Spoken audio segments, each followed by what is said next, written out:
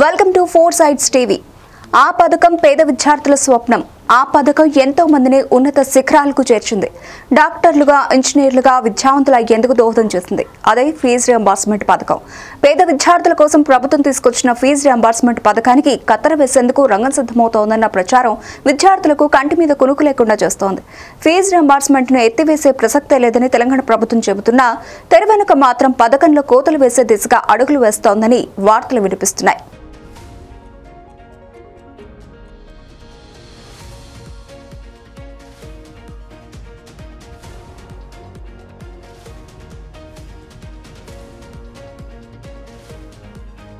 ఉమ్మడి రాష్ట్రంలో దివంగత సీఎం వైఎస్ రాజశేఖర రెడ్డి తీసుకొచ్చిన ఫీజు రియంబర్స్మెంట్ పథకం ద్వారా అనేక మంది పేదలు ఉన్నత చదువులు చదువుతున్నారు.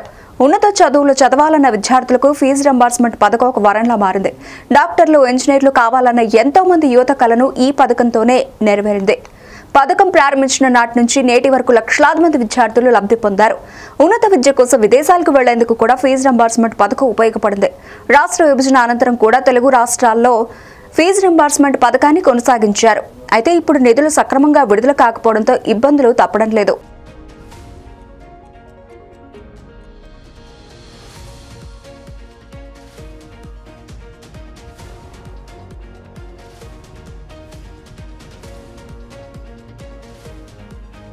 తెలంగాణలోని ప్రైవేటు జూనియర్, డిగ్రీ, పీజీ కళాశాలలకు రాష్ట్ర ప్రభుత్వం ఫీజు రియంబర్స్మెంట్ పథకం కింద ప్రతి సంవత్సరం 2,500 కోట్ల రూపాయలు కేటాయిస్తోంది. అందులో 40% అంటే 1000 కోట్లు నాన్ ప్రొఫెషనల్ ప్రోగ్రాంల విద్యార్థులకు కేటాయిస్తోంది. గత 3 విద్యా సంవత్సరాల్లో మొత్తం 3,000 కోట్ల రూపాయల ఫీజు రియంబర్స్మెంట్ బకాయిలు పెండింగ్లో ఉన్నాయి. మొత్తం బకాయిలు 10,000 కోట్ల రూపాయలకు చేరాయని ప్రైవేటు కాలేజీల నిర్వాహకులు చెబుతున్నారు.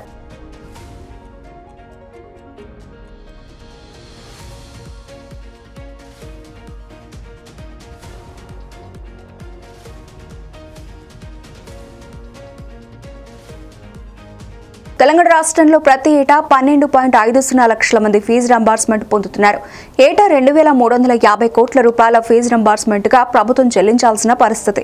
ఎస్సీ, ఎస్టీలకు ఎంత ర్యాంక్ వచ్చినా పూర్తి ఫీజు రియంబర్స్మెంట్ ఉంటుంది. బీసీలకు మాత్రం 10,000 లోపు ర్యాంక్ వస్తేనే ఇంజనీరింగ్ లో మొత్తం ఫీజు చెల్లిస్తారు. ఆ పై ర్యాంకులకు 35,000 రూపాయలు మాత్రమే ఇస్తారు. మొదటి ఏడాదిలో 50% సబ్జెక్టులు ఉత్తీర్ణులు అవ్వని విద్యార్థులు దాదాపు 50% మంది ఉంటున్నారు.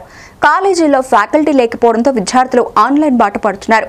ఈ నేపథ్యంలో హాజరును కులమంగనంగా తీసుకుంటే చాలా మంది విద్యార్థులకు అసౌకర్యం కలిగే అవకాశం ఉంది.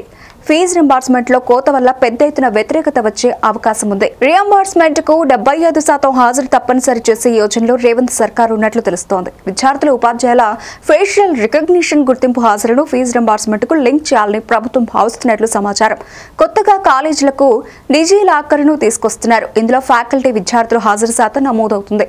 విద్యార్థుల హాజరు శాతం 75% లేకపోతే ఫీజు రియంబర్స్మెంట్ ఇవ్వకూడదని ప్రభుత్వం భావిస్తోంది.